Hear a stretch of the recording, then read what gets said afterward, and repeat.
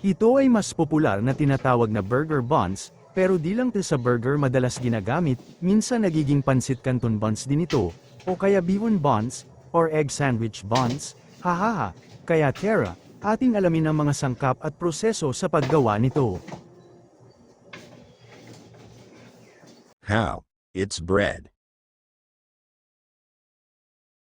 So guys, as requested sa mga viewers natin, so gagawa tayo ngayon ng burger buns.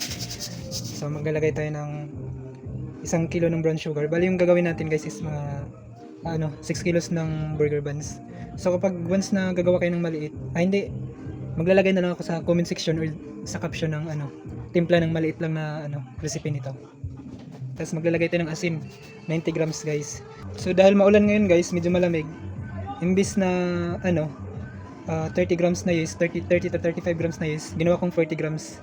Kasi nakadepende kasi kapag malamig yung temperatura, dapat taas-taasan mo konti yung yeast mo. Kasi maglagay tayo ng 24 grams ng tawag nito, bread improver. So bali ito isang kutsara. Bali 2 kutsara lang guys yung lalagay natin. Yan. So tapos guys, maglagay tayo ng kahit kalahating kalahating lata ng iba, pwede kayo 185 ml. So sa recipe pala na to guys, dapat maglagay kayo ng anti-amag. Sa recipe ko na to, wala na akong anti-amag na nilagay kasi naubusan na kami ng anti-amag. 6. So yung paglalagay nyo ng tubig guys, nakadepende yun sa harina nyo kung matapas sa tubig o hindi. Tapos sabay natin So yung anti-amag guys, dapat naglalagay kayo. Kasi kapag overnight proofing o di kaya yung pinapaalsa mo lalo yung tinapay mo, umaasim kasi yung amoy. So dapat maglalagay ka ng anti-amag para hindi umasim. Tapos at least nakakapagpatagal ng buhay ng iyong burger buns. Maganda din yung dulot ng anti-amag. So ito guys, maglalagay din tayo ng lard. So napaka-importante ng role nito guys. Dapat sa 1 kilo ng harina, dapat maglagay kayo ng 65 grams or 70 grams ng lard. So dahil 6 kilos to, maglalagay tayo ng 400 grams ng lard. Maganda to guys, na kapag paganda ng alsa to ng ating burger buns.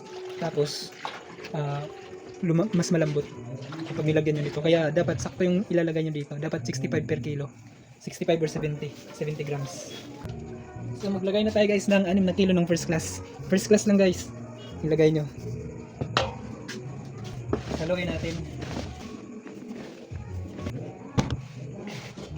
So dito guys, hindi talaga natin kamayin. Mabigat kasi ito guys. Tapos pag gumamit ka ng gloves dito, butas yung gloves mo. Hindi ubra yung gloves mo dito. Siguro yung mga makakapal na gloves, kaso wala tayo nito nun guys. Ayan, ito muna. Kamay muna, malinis naman yung kamay natin. Ayan guys, isasalang natin to sa roller.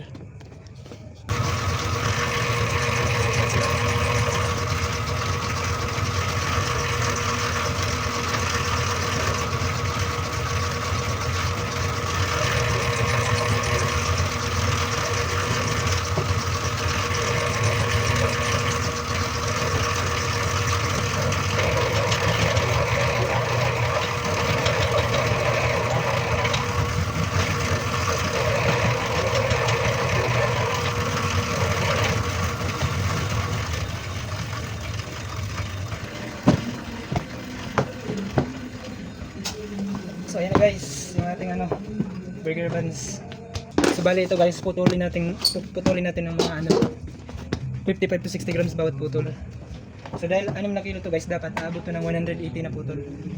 So bali bawat 1 kilo dapat 30 pieces na putol.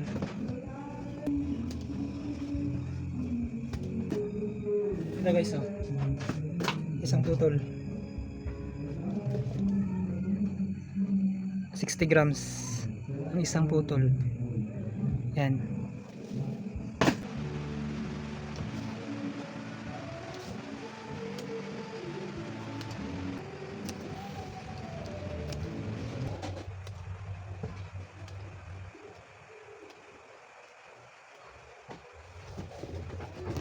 So ayan na guys, tapos na tayo magputol. So ayan na, hanggang dito tayo 22. So 176, 77, 78, 79, 80, 81, 82. So naging 82 guys. 182 bali piraso yung nagawa natin na putol. So ayan, figurahin na natin yan guys. Sakto na yan. Kahit mag 190 pa tayo dyan, okay lang. Pero kung 182, ayos na din yun.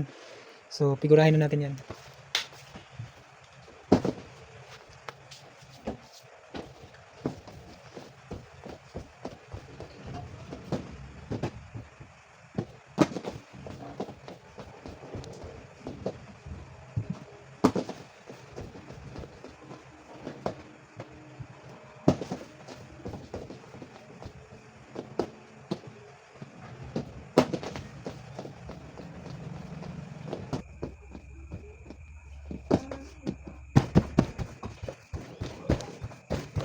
Saka dito guys, depende na sa inyo kung maglalagay kayo ng ano lard. Pang ano dito pang pahig. Pero sa akin hindi ko na nilalagyan. Okay lang naman guys pag hindi kayo maglagay.